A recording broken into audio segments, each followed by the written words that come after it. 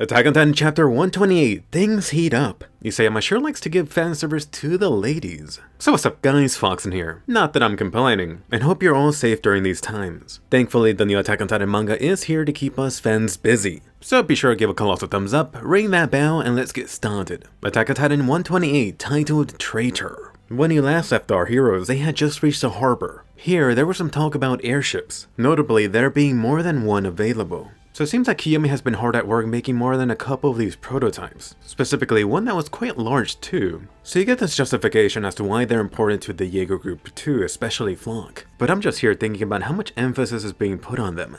Just seeing how few chapters are left, this grand airshow could be coming up. Anyway, Reiner and Annie officially joined the club. Oh yes, the entire party is suited up in style. You got the new 3D maneuver gear, the blinks. They're like, it's all coming back to me now. Time to do some avenging. The one that seemingly got left out was the car Titan Peak, just really being off to the side with her Park Titan. But honestly, for a while now, Peak has been shown to pretty much be left to the side of the group. Any type of foreshadowing here. You have gotten some bits out of Peak, but overall, she still is a mystery compared to almost everyone else here. As for Levi here, looks like Levi was previously able to get back up, but his Ackerman battery isn't back up to 100%. It seems like this confirms Levi is a lot more damaged than previously thought, which really just means no Levi God mode or really Levi action for that matter. Isayama really should be saving this final juicy Levi scene for the final boss battle. Then for the little Kiyomi/Asian clan discussion, I did find it interesting how it was Annie that brought this up, them being this nation that previously attacked Marley in the past. So kind of screw them, right?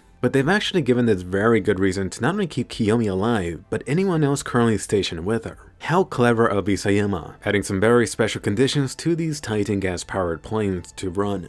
Even more credit to Annie. I did really love how she was basically saying what was on my mind. So let me get this straight. You want us to buy time, we need to all make it through this. The planes plus Kiyomi and friends need to be rescued. And at the same time, you want no one killed from the guys shooting at our asses? How the hell do you expect us to accomplish all of this? Next thing you'll be telling me is to do this without using my female Titan. Come on, Armin. I could just taste Annie's frustration coming from the page. Then for Annie confronting Armin about the plan. Let me be fair, and this may not be the case, but it almost felt like it was Annie wanting Armin to lie to her again. You know, just tell her this bogus plan just to get them into action. Then for Connie freaking the hell out, and definitely let me know how you guys feel about Connie, especially post this chapter. Honestly, ever since he pulled that stupid stunt with Falco, you know, wanting to make the bird boy into some lunch, I've really been getting tired of his antics. Let's just see how Isayama designs your fate. Then more from Annie, really shining this chapter. You do have some acknowledgement from them about their decision to smash Wall Maria. Supposedly if the roles were reversed, Armin, Mikasa, and friends would have not gone down that path. And let me just say, that is super easy to say in hindsight. To be fair to the warrior group, these guys really were kids back then. Sure, the current Survey Corps guys in their 20s wouldn't have done it, but at 20 years old? Who knows, as Levi once put it. For Reiner here, I did like this guy stepping up to the plate. You guys don't have to get your hands dirty. Instead, it could be us doing the direct killing. Although to this, I do have to mention, does it really change anything? Right now, the Survey Corps plus Marley guys are functioning as a group. Really, anything done by a single person makes the whole group responsible, for the most part. But too bad, you have it denied by Hange. You could really feel Hange being tired of all this crap.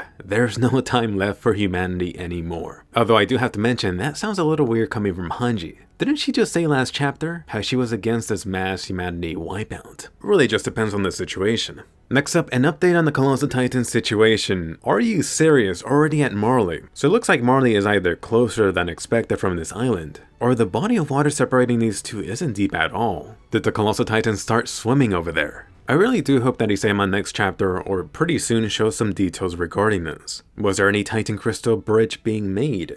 But holy crap, Margath ain't playing around either. Freaking assaulting Yelena to get some information. How desperate are you guys? I think I also smell something that'll be toned down for the season 4 anime. And really, taking that no humanity line from Hanji to heart. At the very least, Yelena was quickly to cave in to give them some info. If you go back to what Peak mentioned about Yelena, combined with this Marley hater's actions, Yelena has been doing all of this really just to get some fame in the history books. Which it does make sense that Yelena will want to see the finale of this end of the world situation, the one she helped put into action. The whole thing is a win-win for her. Eren wins, Yelena helped out in that. Eren loses. Yelena still contributed something. The worst situation for her would be if she dies right now.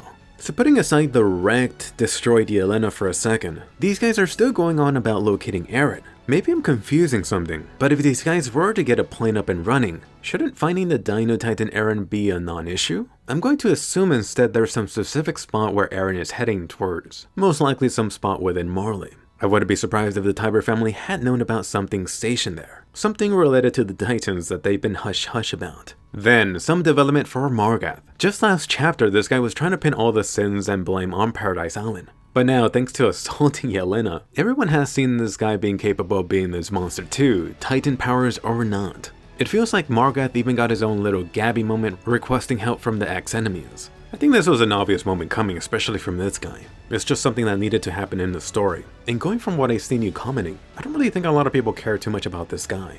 That said, it would be really helpful for the world if this Marley leader makes it out alive. Switching over to the mini-boss Floch. So this Eren ass-kissing bastard had been the cliffhanger for the previous chapter. Would Kiyomi get killed by Floch? Or perhaps now equally as important, the bright engineers being taken out from their nation. Kiyomi here brings up what feels like an obvious point for Yeager and friends. You could wipe out all your enemies. You could flatten the planet until only Eldians are left. Doesn't matter. Fighting or killing will still continue even amongst the smaller group. Not that Floch really cares though. Then for Floch here, really crushing part of the Survey Corps' plan. The guy really discards their need for their technology, especially the boats or planes provided by them. Whoops. Anyway, time for the Armin plan. So what was that previously about Reiner getting this acting award? Best Girl Armin is about to swipe that away with this fake crying. But seriously, this whole situation felt ultra forced. I mean really, who here believed their little act? As for the returning cast, Daz and Samuel are back. Thank you Isayama for giving us their names right away.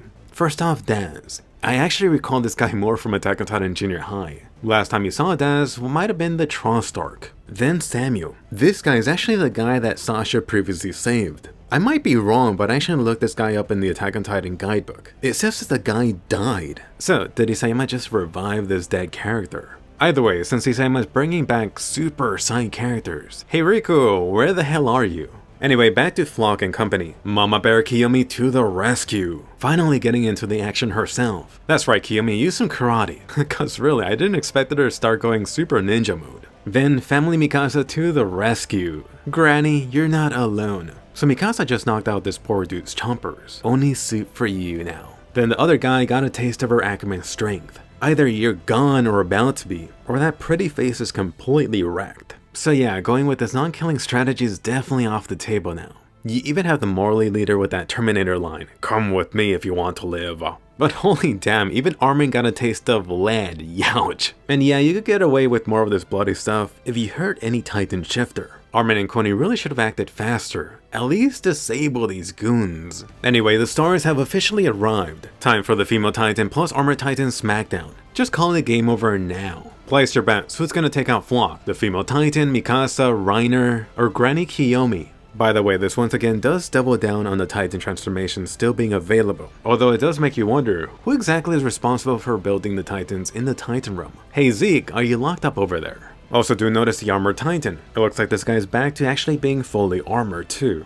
Anyway, back to Armin and Coney. You really did have Armin here looking like one of the fricking infected. Come on Armin, bite him. Give him that love bite he'll remember forever. And yes, it happened. Coney took charge. You had that brief flashback of Bert when trying to kidnap Eren. But actually, this reminded me of Armin doing something similar during the Uprising arc. Now, the Attack on Titan guidebook is accurate again.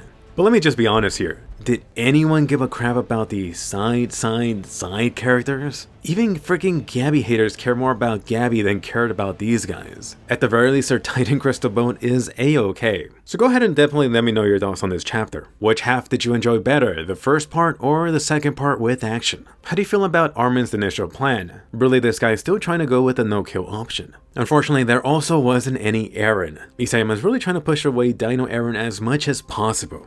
Overall, personally for me, not a super hyped up but enjoyable enough chapter. I think I enjoyed the first half a lot more compared to the action stuff. Really, since the plan felt super half-assed. I'm starting to get frustrated with Armin a bit. Not to mention for this action stuff, it always comes off better in the Attack on Titan anime. Did you also notice, the pacing for the Attack on Titan manga feels back to normal, and this is already Attack on Titan chapter 128. That previous 130 estimate is definitely not happening. I see this little Floch army toss-up taking up most of the next chapter, possibly even spilling over to Attack on Titan 130. it may not even be until 130 till we see Eren again. Looks like my previous estimate of the true Attack on Titan ending is happening. Chapter 135 to 140 is looking a lot more realistic. By the way, related to this, Attack on Titan Season 4. Originally there was supposed to be this Attack on Titan panel in Anime Japan with some info. Unfortunately that got cancelled. And right now there's a lot of people super thirsty about some information about the final anime season. I would just like to say definitely don't buy into a lot of rumors floating around. Unfortunately, the Attack on Titan panel has not been rescheduled yet for some online announcement. But from my end, this is what I've heard, that there's going to be something this month, most likely with this short Season 4 teaser. I've also been getting a lot of questions from me about whether Attack on Titan Season 4 will be delayed. Right now that's set to come out fall anime season. Just seeing how Japan is officially set to go on lockdown today or sometime this week, I wouldn't be surprised, honestly. And not just Attack on Titan, I do expect to see several more and more anime being delayed. That said, let me mention this. I would really much rather these anime get delayed, instead of these animators or anyone else involved in the making of our favorite anime to be put at possible risk. Especially since we do have a lot of people working in the anime industry that are up there in age. Anyway, if you do need a good laugh, definitely check out my new video with funny anime you can watch during these times. Attack on Titan somehow made it into that video. But anyway, hope you're all safe, watch my comedy anime suggestion video, or my April Fool's video that I know YouTube didn't send you. There's some fun stuff there for Attack on Titan fans. Stay safe and I'll see you guys later.